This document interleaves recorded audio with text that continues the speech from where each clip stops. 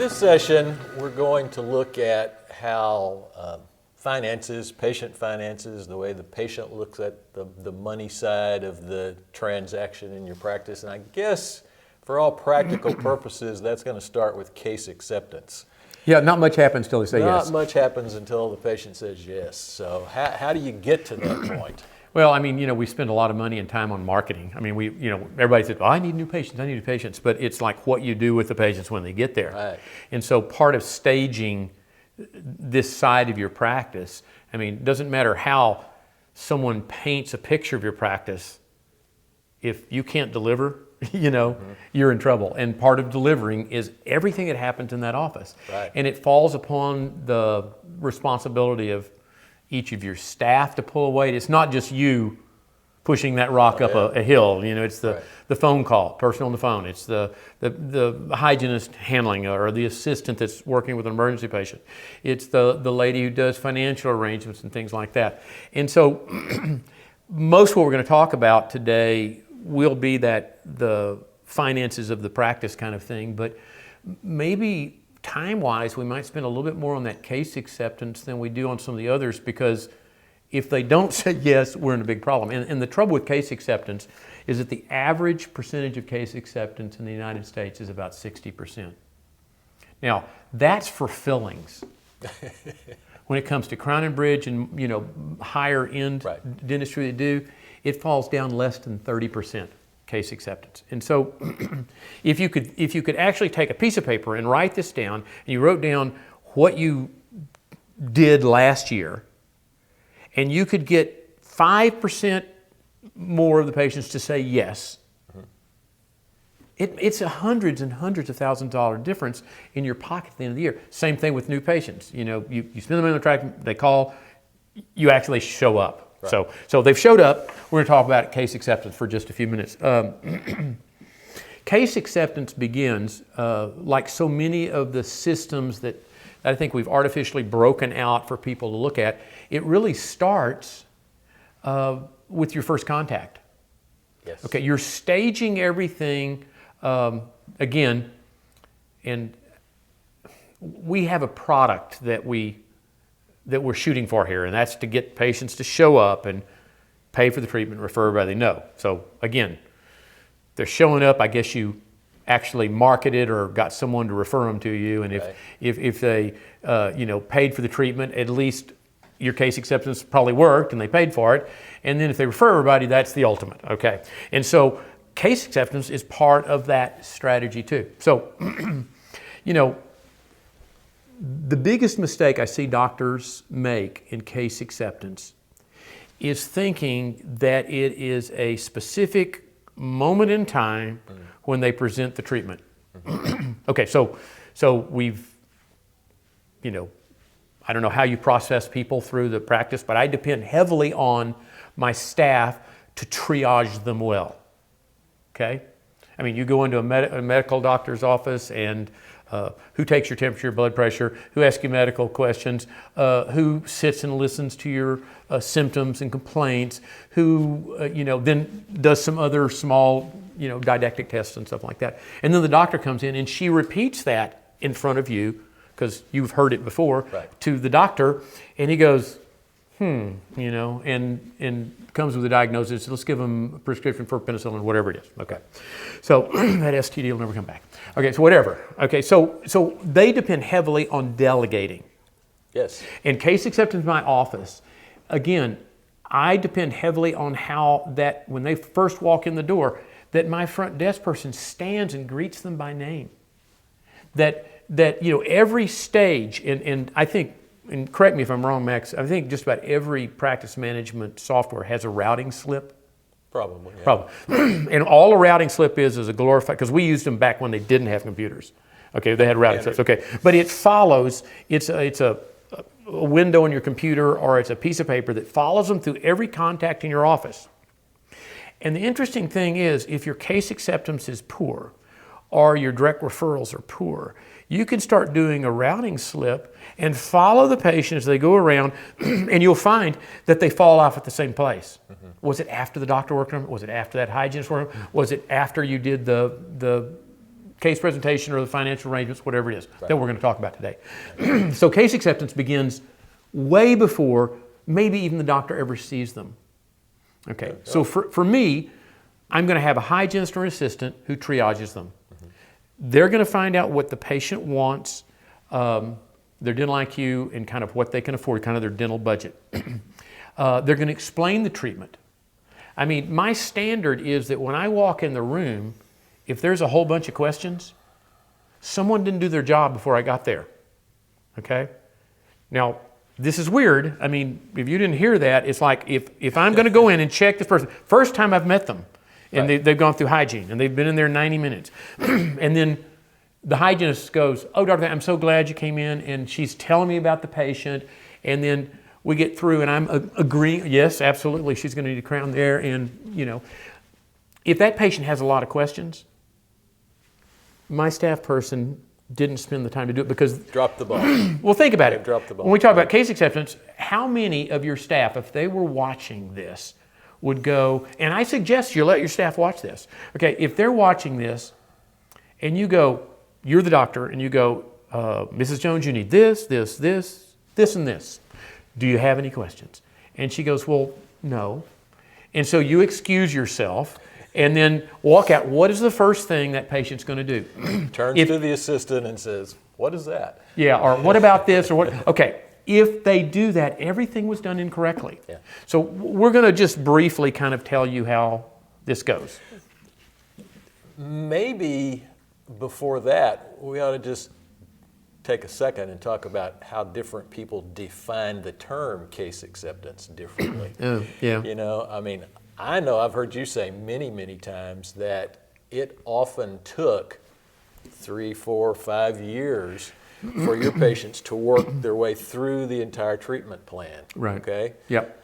And you counted that as 100% case acceptance. I did. Whereas, you know, we encounter doctors all the time that will lay out a fairly extensive treatment plan. Yep. And they want to consider doing all of that at one time, 100% case acceptance. Well, you could do that, okay? But to have that expectation that everyone's going to do it that way is going to lead to a lot of disappointment and frustration. I had that read our blog. And I'd written something about case acceptance. Right. And not an extensive deal, but, you know, maybe a couple of pages in introducing him to case acceptance. And he says, well, what is a case acceptance? Right. I mean, what if they say yes, but they never show up? Or what if they say yes and they start, but they don't finish? Right. Or what if they only say yes to part of it, you know? And then I went through and kind of explained what I considered to be a case acceptance. And if they accept the financial arrangement, because... And this is kind of following on financial arrangements afterwards, so we may have to commingle some of this. But if I'm going to diagnose everything they need. The assistant hygienist are going to tell them and show them and answer questions about everything they need. But in the process, they're going to find out what the patient wants, and we're going to concentrate on that. So that concentration on what they want is just human nature, because I know if I give them financial arrangements for what they want, 99% of the time they're going to say yeah. Yes. Okay, now the dentist inside me is thinking, well, I need to tell them everything, and we need to do the finances for everything, and it just never worked for me. And so, again, this is a little counterintuitive, but if the patient, as we're staging this case presentation, if the patient feels like you want the dentistry more than the patient does, you've crossed a line you cannot get back on the other side of. It's done. You've failed. Right. The minute you look like you want it, and we have different types of doctors, assertive and non-assertive doctors. The assertive doctor will just, like you were talking, will just push it down their throat. Right. Everything. The non-assertive doctor will use waffle words and go, well, maybe if something more significant were to happen, we consider doing perhaps, something that had more structure and strength, and so again, neither one of those are right. Right. And so the success in case acceptance means moving your personality, looking at that person or that person to determine what kind of personality they have and how you present that to them. Because I'm real easy to present stuff to. Okay. So you just say, Mike, you're my height, Mike. You've got a cracked tooth. Here's a picture of it. Doctor's probably going to recommend a crown. Do you know what a crown is? And I said, no, not exactly. She explains that. And he said, would you like to go ahead and do that today? And I said, how long would it take? He says, hour. How much would it cost? $1,000. And he said, you sure you can do it in an hour? He says, hour and 10 minutes. And he said, yeah, let's do it today. Right. I'm good. Right. I'm good because I'm kind of a driver. Just give me the facts. I can make a decision. But see, you figured that out, and that's the way you explained it to me. Right. Everybody's going to be different. And so there's not going to be, when we talk about being likable, we think about direct referrals, we think about marketing, we think about financial arrangements. We have to change how we communicate to different types of people. An expressive type of person. I mean, this is the really social butterfly that smiles and engages you with their eyes and stuff like that. It's like, I'm going to go, hey, take a look, at this picture. She goes, oh my gosh, when did you take that picture of me? I said, that's not you. Here, take a look in the mirror. And she goes, that is me. And I'm going, no, it's not you. He said, that was a patient about 3 weeks ago. But she looks so much like you, I want to show you this. Now look at this other picture. And I show her a finished picture. She goes, oh my gosh, now who is this? I said, that's her.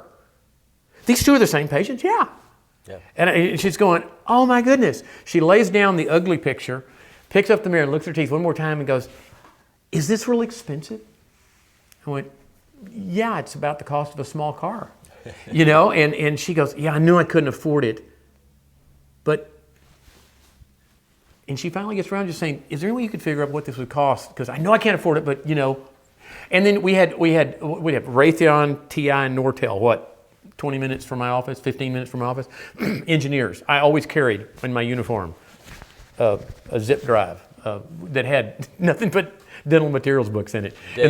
Data. Exactly, data. And these engineers go, well, Mike, what is the shear and compressive strength of a disilicate block when it's milled in a CAD/CAM machine and then cycled through temperature gradients of, say, 10 below to maybe 160 degrees and shear factors of 100 pounds per square inch, So I take the memory drive out of my pocket and I give it to this engineer because it's got data on it, 1,600 pages of data. And I said, I want you to have this. And he's going, oh my gosh, I can have this? And he's like, oh my God. And he's walking down the hall with it as he leaves. We have to stage this. Which just meant that he was going to tell all of his engineer buddies and you were going to get more people. It was going to get copied. And I'd get more engineers and stuff. Right. But at least I knew how to handle them. Yeah, exactly. And again, so I was very, I don't have a lot of great people skills, but I'm really good at reading their personality types and then giving more of what they want and less of what they don't want. Right. And then my staff would come around me to kind of love on them and do all the things that are a little more difficult for me to do. So again, we're going to concentrate on what they want first. And here's how we kind of closed that encounter in the room. Okay, the assistant is going to go back over the treatment, say, well, just as an example, Mrs. Jones came in and she had some sensitivity on that lower first molar. She's not using real complicated dental terms, It'd been sensitive to hot and cold. I had her bite on a Q-tip. 6 months ago, we couldn't figure it out, but this time when I had her bite the Q-tip, the front part of that tooth was a little sensitive. And when I blew air on it, it was a little bit sensitive. And so she has a big, large, black amalgam filling in that you did 35 years ago, and I told her you'd probably recommend a crown. And she'd like to do that. Now, she had a couple of amalgam fillings, these dark mercury fillings on the bicuspids in front, and she was just asking if that crown were going to be white, could I make those fillings white? And I told her absolutely. It wouldn't take Dr. Abernathy 10, 15 minutes to do that. She'd like to do that too. Now, she has a chipped tooth on one of her front teeth, and I told her you'd be glad to smooth it off at no charge. But I did go ahead and take pictures of the other side, the first molars, again, that you'd worked on 35 years ago. They probably both need to have crowns sometime in the near future, and she'd like to wait on that. Okay, so what did she tell me? She told me what the patient wanted, what her dental IQ was, and what she could afford. Now, all I have to do then, and this is a key word or a key phrase, well, Mrs. Jones, and I always touch the patient, it's called Neuro-Linguistic Program. I touch them on the shoulder and said, Mrs. Jones, It sounds like what you'd like to do is that lower right molar tooth, we're going to put a crown on that. We're going to change out the tooth fillings, make them white. In just a few minutes, I'll smooth off that front tooth at no charge, but we're going to wait on the other side. Is that right? Now, she heard it the first time from the assistant or hygienist. Then she heard in the same words her talking to me and me kind of looking as we did it and agreeing with what the hygienist or assistant said. And so all I have to say, it sounds like you'd like to go ahead and do that crown, those two fillings. And she's going, absolutely. Now, before I leave, because we are going to talk about financial arrangements and stuff in a few minutes, and I'm going to touch on the shoulder again, and I turn to that hygienist or assistant and go, Candy, you make sure that Max gets in the next 24 to 48 hours, because I don't want that tooth to crack or break and we have to do something more extensive on the tooth other than the crown, if it gets into the nerve or something. Hey, can't wait to see you. You take it easy. And then I've handed her the patient back. You dismiss yourself, yeah. Yeah, and I dismiss myself. Yeah, and one thing that's probably fair to point out here is that you spent enough time looking at your schedule that you knew you had a spot for that patient within the next 24 to 48 hours, or you might have said 3 days.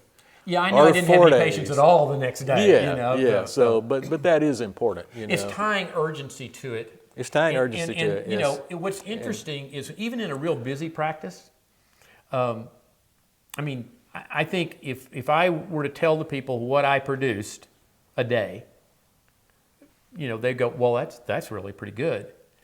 And then we actually look at the schedule. They might be surprised at how that schedule looked. Yeah. Like tomorrow definitely is going to be completely full. The next day is going to be 90% full. And then I'm off Wednesdays, and then Thursday and Fridays.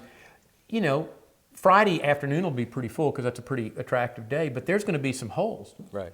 Okay, and there's always a cancellation or no-show. Yes. And so I always can fit these patients in, but I see doctors that say, oh, I can't do anymore, and I'm going, well, you're not doing that much, So I usually can get them in within 24 to 48 hours. Right, so. And that's good because that's, again, like you say, that's urgency. I think one other aspect of case acceptance that gets overlooked, and something you said a minute ago reminded me of it, is that we're basically building towards the patient saying yes. Right. And, in terms of commerce, make a purchase. Yep. Right? Mm. Purchases are typically done at an emotional level. Oh, that's a good right? point. Yeah. Yep. And most people in dental offices, the doctors particularly, tend to be a little bit more logical, analytical in their thought processes. So I think that's something to keep in mind, even in the way you explain things. Right. It's much better after you've explained something to ask a question like, how do you feel about that? Yep. Because that word feel touches them on an emotional level. Right. And it makes them have to think differently, right? Before they give you their response, as opposed to what I mostly hear in dental office is, you've explained it and what you might want to do, and you say, what do you think about that? Right. So you're not getting to that emotional attachment level, and I think that's a mistake. And it should be a simple thing to correct. Right. In part of staging this would be to address a lot of those things, so that you're really setting yourself up to have the greatest ability to say yes. I mean, we always tried to think of and you can probably think of times where, like, okay, you want to pre-book a patient for a recall. You're a hygienist. Right. What is the patient always going to say when you say that? Well, they're always going to say, I don't know what I'm going to be doing. So being proactive, you go, well, you would address that by saying, Mrs. Hills, I know you have no idea what you're going to be doing in 6 months, but it seems like you like Mondays and Wednesday afternoons, and so why don't we go ahead and make an appointment? We'll send you a card within 2 weeks and blah, blah, blah. We have a system for that. Right. Well, in case presentation, case acceptance, I generally addressed those things I knew that I would get pushback from. And again, I want to move away from the patient thinking that I want the dentistry more than they do, or come across as being needy. Mm-hmm. Okay. Now that was by accident originally, because I was averaging in those two practices with 250 to 300 new patients. We were averaging 17 new patients a day. Didn't matter whether they said yes. That's right. Okay, but most doctors, it really matters just to pay their bills. Right. But the psychology of this is if you'll address those areas that are going to be confrontational blockages, you work better. So one of them is going to be kind of, if you're non-assertive, you're not going to present confrontative dentistry. If you're too assertive, you're going to be too aggressive, kind of overwhelm them, and this is just going to confuse them. Right. Okay, so Both bad. both bad. And so we want to land somewhere in the middle. This helps you do this, and it's called a permission statement. Ah. So every patient, I used to go, Mrs. Jones, we're going to really try to wow you and do the finest dentistry that I can do. But if we find something, and you just go through this whole statement. Now, again, I can be pretty pragmatic about this because in this permission statement, I'm going to ask them specifically a way of doing it. So a new patient, I'm going to say, Mrs. Jones, I feel like my job is to show you the finest dentistry I can do. Your job is to decide if you want to do some of it, all of it, or none of it. Now, how do you feel about that? Right. Okay, now I'm not going to say, Mrs. Jones, I feel like my job is to show you the finest dentistry I can do. Your job is to decide if you want to do some of it, all, or none of it, and go, is that okay? And have her say yes. Yeah. I want her to respond in a thoughtful manner. Right. Okay, I'm trying to get her to think and engage with me.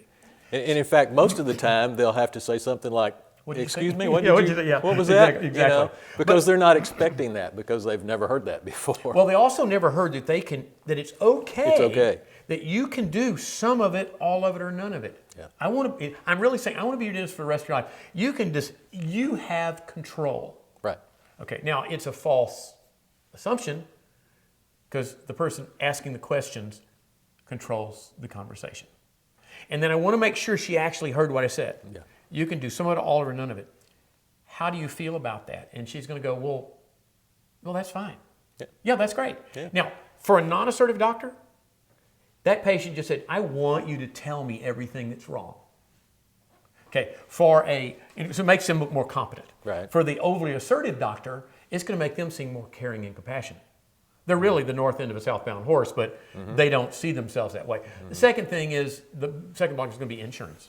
Mrs. Jones, I know you have insurance. I don't know if you have good insurance or bad insurance, but if we find something that your insurance doesn't cover at all or doesn't cover all of, what would you like us to do about it? So I don't want to get to the end and the financial lady have to sell dentistry. Oh yeah, Okay. That's a big mistake, and I see that all the time in practices. Well, when we get to financial arrangements, I want you to spend some time on that. Yeah, Okay. I mean the patient needs to leave the operatory Absolutely. having Made a a decision about what the next step is going to be. Now, that could be a small step, it could be a giant step, it could be no step. But your like staff said. and you job is creating enough clarity that they get to that point. Yep. And hopefully it's more the staff than you. Right. Because if I get stuck in there, imagine checking 4 hygienists all day long and still seeing another 18 to 20 patients. Yeah. This had to be engineered in such a way that I could be in and out, but the patient felt like I had an incredible amount of quality time spent with them. They had all their questions answered, and we were all really nice. Yeah, you talk about it as staging. Yeah. And I've also seen it and heard it described as choreographing. Yes. It's like a dance and everybody has their part to do. Or it's like an orchestra and everybody's got their own piece of sheet music, but they make a beautiful melody together, Right. And that's what you're striving for. Right. So the insurance, again, Mrs. Jones, I don't have good insurance or bad insurance. She's never heard the term good insurance, bad insurance. She's thinking good, insurance, good. Yeah. Okay, she's going to go, good insurance, bad insurance. And then I say, well, there are going to be some things your insurance is not going to cover. Yep. What do you want to do about that? So I'm making her respond in a thoughtful manner. Well, and they always said this, after saying yes to the first permission statement, the second one, they always said, no, because I can do some of it, all or none of it. I want you to tell me everything, and then I can make that decision. Right. Great.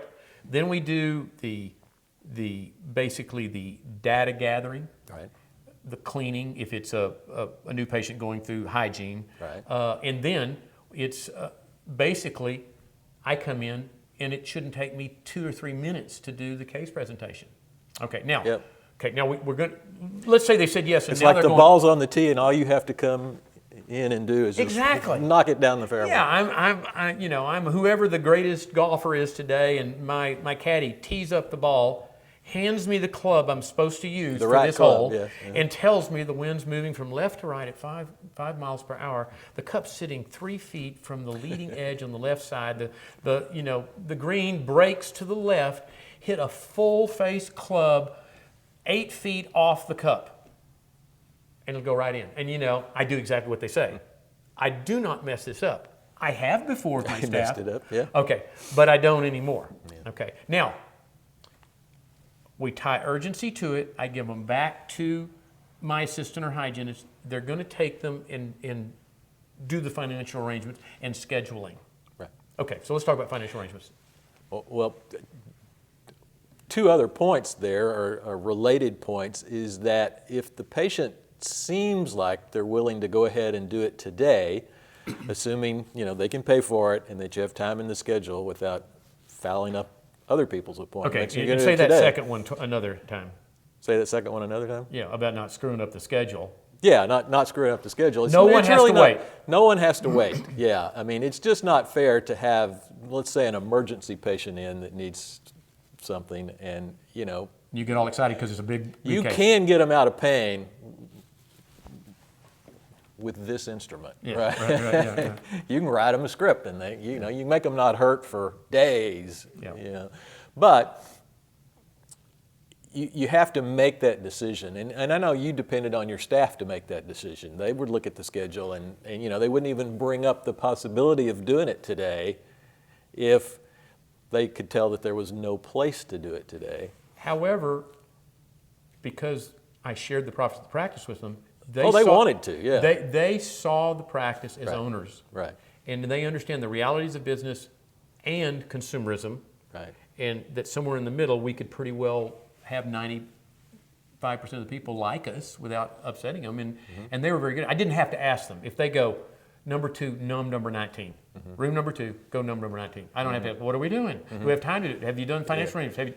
They did all that. But where I was going with that is that when it was time for that financial arrangement, if you were going to try to do it today, then the financial person came to the operatory. Exactly. And they made that financial arrangement right there chairside.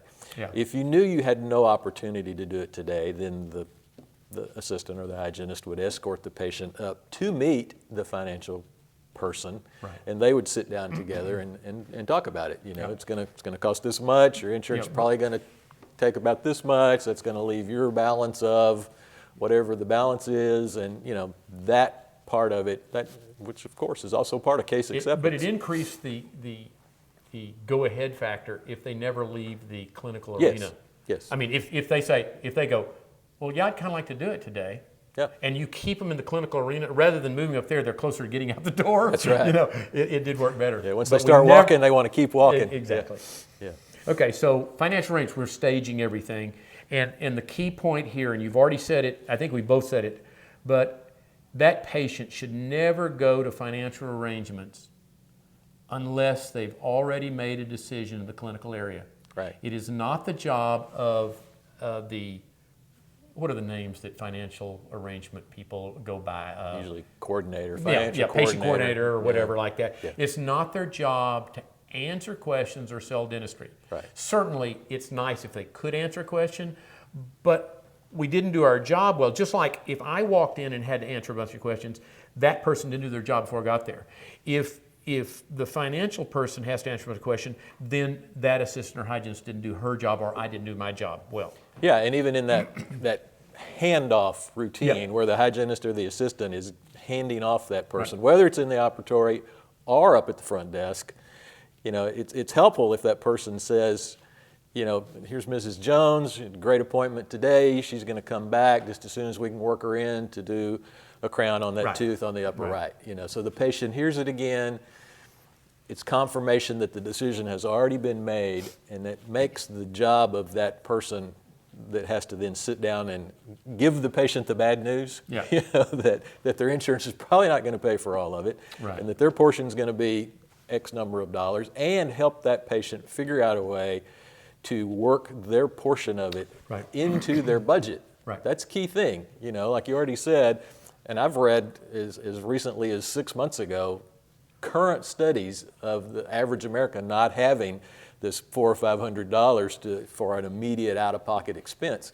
So if you're just assuming that that's not going to be a problem, that's a mistake. Yeah. Because for the vast majority, it is a problem. You Yeah. know, they're having to figure out, well, you know, how many weeks do I have to not eat to pay for this crown, or, you know, 1,000 other things. Which kind of brings us to that second step. One was, because they're not going to leave the operator unless they've made a decision. Right. But the second one is, everybody's kind of honing in on what they want. And so in the process of financial arrangements, assuming that they don't have a bunch of questions and that's not messed up, Yep. then we actually don't use our computers to create a super bill or walkout statement for the whole treatment plan. Yeah. We have a separate piece of paper. Now, we're paperless, except for the paper leaving. Oh, we don't need a copy of it because it's already in our computer. Right. Okay, so this summary on one side had our financial policy, written financial policy, and on the back side, it had kind of and I don't know how to explain this, but it had an estimate, but it grouped the treatment. It didn't itemize. Does that make sense? Yes, it Okay. does. Yeah. Okay, Yeah. so Yeah. so You if know, I was going to do 2 fillings and a crown, Right. That's what it would say. Yeah. It's 2 Okay. fillings and a crown. Yeah. It wouldn't list teeth numbers or yeah, surfaces. with build up or and crown and Yeah. you know, and it's going to cost more if it's It'd just be porcelain or non. 2 crowns, X filling. number of dollars, 3 fillings, X number of dollars. Insurance. Total and at total of that, and then expected from insurance this, patient portion this. this. And so it literally came down to, we know you want to do this. Right. Okay, so now we're going to try to fit it in your budget. Here are the facts. Okay, it's this much, your insurance will pay approximately this. Okay, so just to mention insurance, we always misestimate what the insurance will pay in our favor. In other words, I'm going to assume the insurance won't pay as much as I thought they would. Yeah. Now, why? So that I'm not chasing a bunch of tails. Let's say the insurance company actually didn't pay as much or did pay what they said. Then I'm going to owe them money, the patient money, which is great. They'll have a credit balance in their account. But because we use computers, and I've heard you say this, you know, there's this assumption that if we use a computer to arrive at what the insurance company will pay Yes. and what it's going to cost, Yep. if there's an error, they think you made the error. Right. So Right. I'm gonna Because make- everybody thinks computers don't really make Yeah. errors, especially math errors, because Yeah. that's the Yeah. simplest thing. So I'm going to make about a 7% or so error in our favor so that hopefully we look like the hero, like, hey, Mrs. Jones, your insurance paid more than we thought it would. So you're not going to owe us as much as we thought you would. And so here's a check back. That works a lot better. And so becoming experts at... Or the next time they're in, you know, if they would normally pay $50, they may only have to pay $10 because they had a $40 balance Right. from the time before. And we've Yeah, told so- them, and most of them, if they have family members who ask them, and they go, oh, just leave it on there. Johnny's coming in to get his teeth clean. We'll just use it on And there." what you mentioned, I think, has again, most of these things have a psychological aspect, Yep. right? So what looks more like a, quote, estimate, Right. something that's cranked out of a computer, or you take a piece of paper and a pencil and a calculator and you're sitting there writing it down going, you know, and writing down some more, you know, and then you turn it over, hand it to the patient. Right. That looks like an estimate. Right. And you get a lot fewer complaints later Right. because they just view that psychologically, I guess, more of an estimate and more prone to an error than something that's cranked out of the computer. Well, and two, since the other side has our financial arrangements, Yeah. and we have them initial the financial arrangements Yep. on, you know, our policy and the financial arrangements, it's, once they actually put their initials or a signature on it, it's as though mentally they've committed themselves more deeply into following through with the treatment. It's almost like a contract to them then. So, Right, okay. right. So those two things are real important Yep. in financial arrangements. Yep. And I think the third thing, and I don't know how to explain this, but remember in staging, how we worked with patients, went through trying to find out what they wanted and, you know, their dental IQ and stuff like that. This financial person has to be gifted, not in just being analytical and checking the box and dotting the I's and crossing the T's, but also being able to read your body language. So that if in the process of doing this, because that patient knows, I left them and said, we'll get Kathy to sit down with you and explain what what your investment will be and what your insurance will pay. They know they've got to go through this before they can get out of here. Right. Okay, I could have screwed this up to this point. So, the front desk could have screwed up the first, hi, Mrs. Jones, or whatever it was, and then the hygienist could have screwed up something, or an assistant could have screwed up something. Every person's job is to stop that misstep when they find it and being able to identify it. So that person needs to be able to read people as well as anybody else. As talking to them, if the person crosses their arms or starts to look away or looks at their watch or something's not right, they have to pick up on those things and then just set their pen down and say, Mrs. Jones, I feel like we know the 4 things people are concerned about in keeping appointments and going through this process. It's going to be fear, time, money, and probably the major one is trust. Yeah. Okay, so that person needs to identify that, and she also needs to get in step with their personality. Right. And so again, has to be a talented person here. This is not just an average person. Yeah. Talk about options. You talked about the one sheet of the paper that explained your financial policy. It's important to have ways for people to fit this into their budget, like we said earlier. So talk about patient financing and okay. Well, there's actually several layers of options. One could be treatment. I never give them more than one treatment plan. Okay, we've arrived at that one treatment plan back here. The decision's been made. Yeah, because of their dental IQ, what they want, and what they can afford. Okay. Right. So I don't give them. You can do Plan B, and it would be this much. Plan C would be this much. It just confuses them. Yeah. They don't want that. They want that clarity of what you want. Okay. Now the second level would be the actual money. Probably the largest dental financing company in the United States probably isn't the best for most offices. Just because some company does more marketing doesn't necessarily mean that it's the best place to go. What we're looking for is a company, and ideally, it's probably not a credit card company. The problem with helping patients afford by doing outside financing and using a credit card company is that their oversight as far as what they can charge as interest is over double what a bank can charge. Okay, it's going to be in the 22 to 24% range. Okay, so if they get behind, now every month they're reminded when they get contacted, these people that are chasing them, and now they're charging interest that, it's a big problem. Where if it's a bank, again, I think it's 11% is what they're, 11 to 12%. But again, maybe having just one isn't enough either. We need more than one. Right. So let's say Mrs. Jones needs $5,000 worth of treatment. We call this first one and go, blah, blah, blah, blah, blah, and we give them the information, and they go, we're not going to be able to cover that $5,000. Well, oftentimes the staff person never even asks, well, how much can you cover? Right. We only do $4,500, or but let's say they do $2,500. I said, great, thank you. We'll give you a call back if we want to do that. We call a different finance company because neither finance company can see what the other one's doing right now.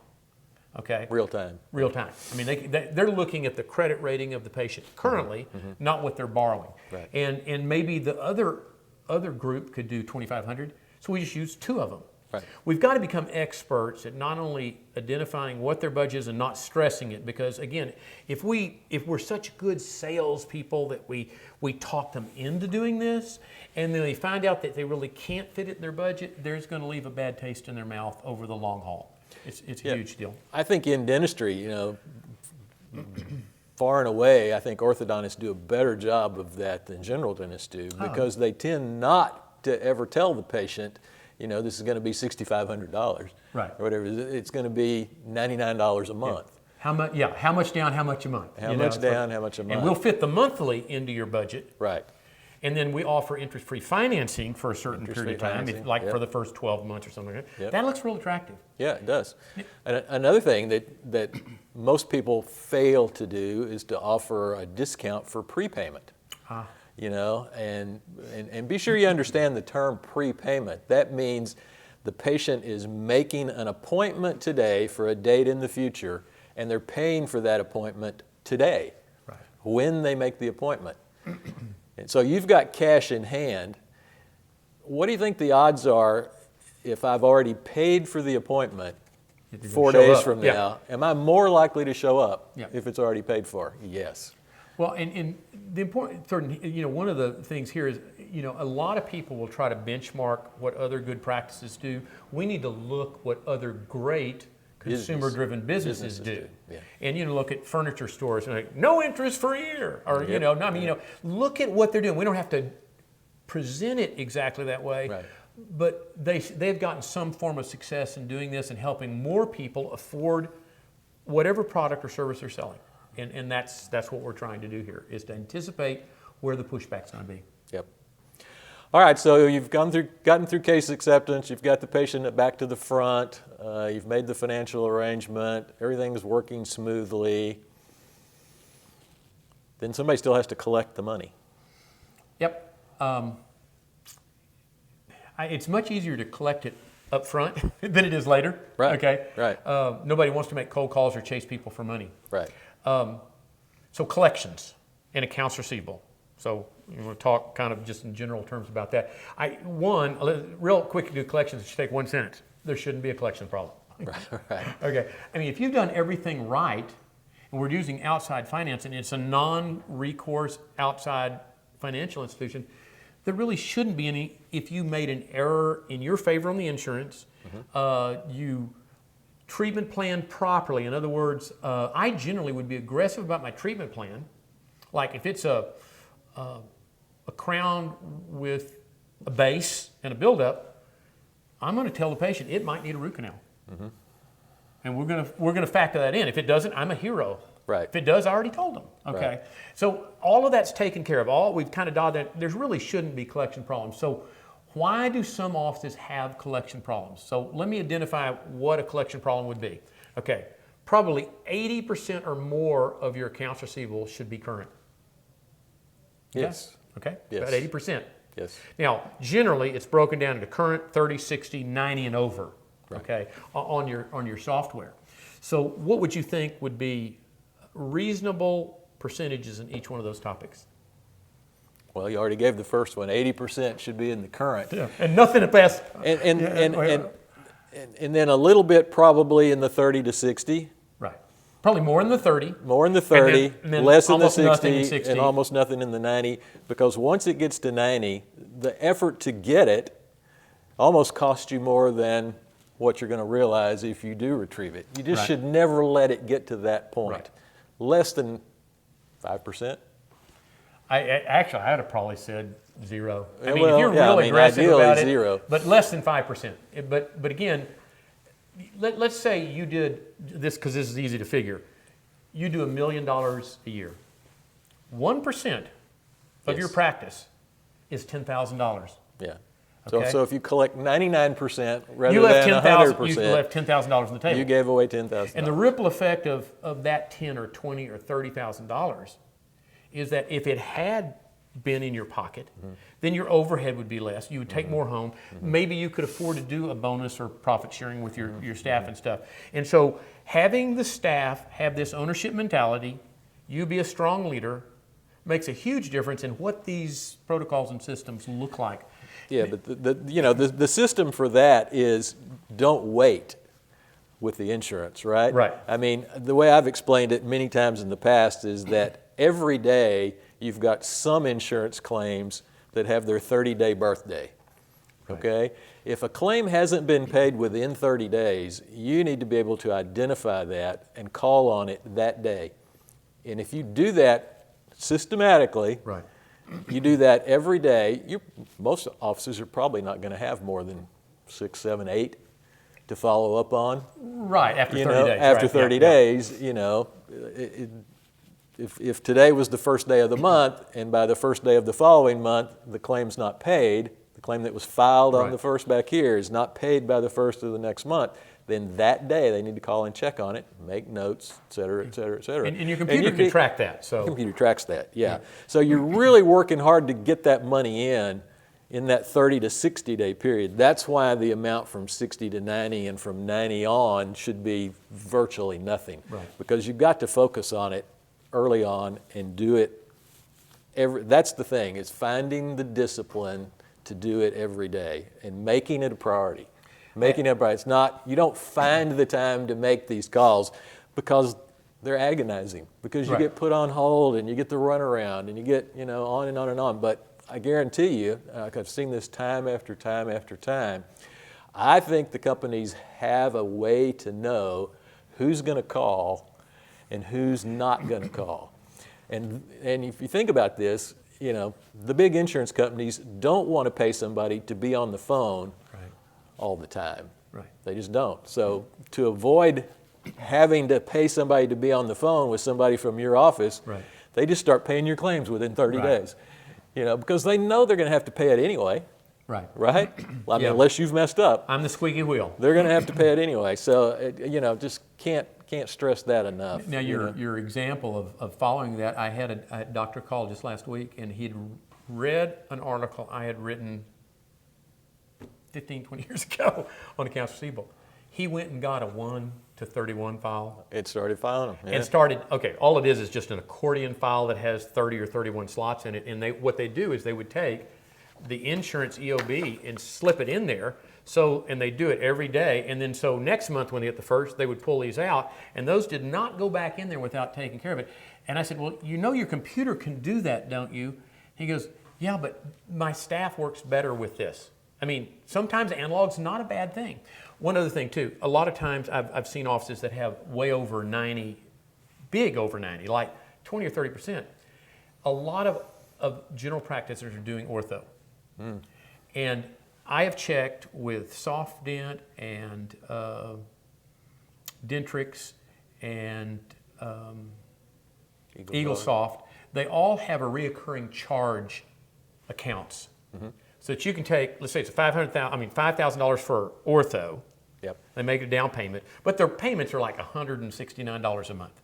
Okay.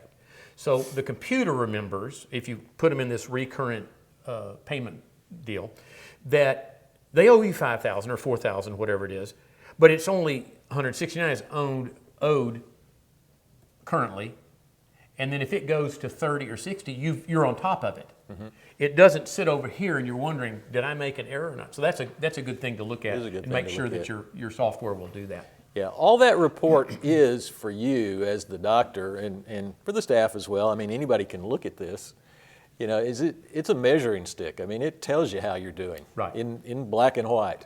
The other thing I think it's important to point out is what the total of your accounts receivable probably should be. I mean, let's say you're producing $100,000 a month.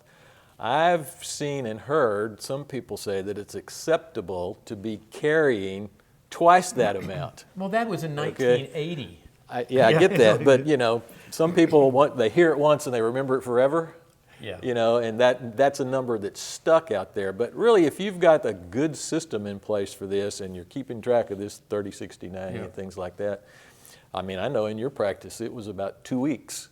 It was rather than being twice the month's production, it was about half the month's production. Right. It was 18 to 14 days worth. Yeah. I mean, of not work, but I mean, a little less than 2 weeks. Yeah. And again, it wasn't an effort and it wasn't difficult to do this because everybody did their part up to this point. That's what I'm saying. You shouldn't have a collections problem if everything else is done properly. Right. So. And one other thing before we leave this topic is that we should say something about is credit balances, because when you're looking at this accounts receivable report, all the softwares, and I don't know why they do this, but they default to including the credit balances in the final tally. Now think about that, just basic math. Credit balances are all negative numbers. So you throw a bunch of negative numbers in a long string of numbers, it's going to reduce the total, right? So you may look at your report and it may say $39,000, and if you're doing $100,000 a month, you're going to think, wow, that's great. But you got to know that credit balance number and add that back. Or run it without it. Some of them will allow you to do that, some won't. But it's a key number to know, and you should have a limit as to what you feel comfortable keeping that credit balance number at.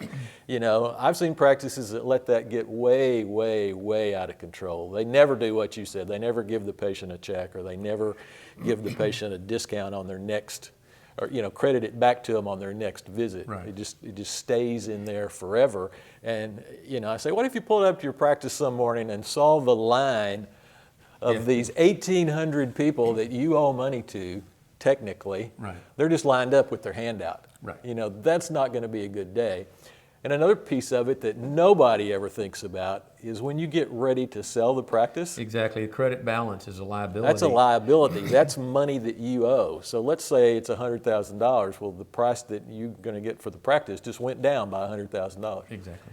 Yeah, but it also has some legal ramifications too. It does. You can only hold the credit balance for a certain length of time. In Texas, I think it's 6 months.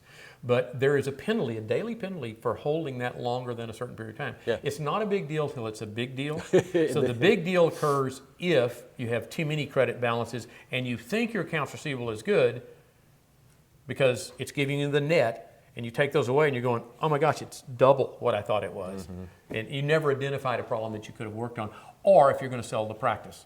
Yeah. Because again, your job in life was to decrease those credit balances. So. And it's just crucial. There are a few of these key numbers that you have to look at. If you have to force yourself, then you have to force yourself. But like anything else, if you do it every day for 30 days, it's going to be a habit, and, right. it's not going to be a big deal anymore. And I think there's a lot to be said for staff accountability if they know you're looking versus if they know you never look. Right. I don't know, I need to invent a word for this, but it's almost like a parental myth kind of deal where, when you're a kid, you didn't steal that piece of gum from the grocery store because you knew your mom would, or you never told that lie because your dad would find out. Mm-hmm. You thought they knew more than they knew. Mm-hmm. I mean, my gosh, I spent 35 years doing it, giving them that mystique that I knew whatever was going on, and so it just keeps everybody honest and everybody stuff, honest. so. The business of dentistry and owning a dental practice is no different than any other business. And you may have seen or heard or read this somewhere, but the phrase "cash flow is king." It just really is. It's just it's one of those simple truths that you've got to have the good cash flow going. You can't have your outflow can't exceed your inflow for very long, or you've got a big problem. So you've got to know some of these numbers. Yeah, not many, but not many. Once you know them, and you can monitor them. You can have somebody who'll collect the data, give it to you, and look at it. If there's a problem, then you can go back and dissect it. Right. You don't have to constantly dissect it. So that's sort of the financial side of the practice from the patient's perspective, and also from your perspective in terms of what's healthy and what's not healthy. And I think that's about it for this session.